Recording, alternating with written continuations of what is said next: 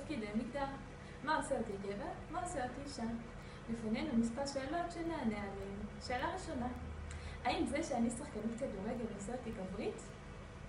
ממש לא. את אוהבת את זה? אז תעשי את זה. יש מלא נשים שמשחקות כדורגל.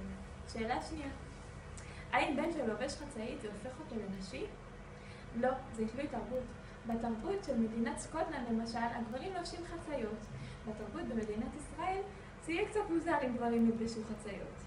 שאלה שלישית, האם זה שאני עובדת בתור שיפוצניקית זה הופך אותי לגבר? לא ולא. אם את טובה בזה, אז תעסקי בזה. שאלה רביעית, האם גבר שמתאפר זה הופך אותו לאישה?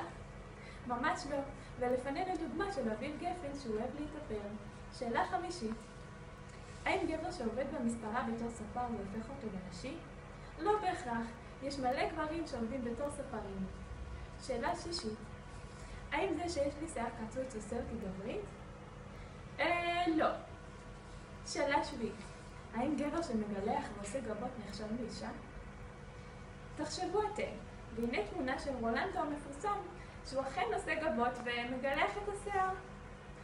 ולסיכום, התנהגויות או מראה חיצוני הם הביטויים לתפקידי מגדר.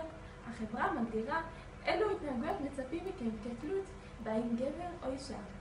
אל תפחדו להיות אתם.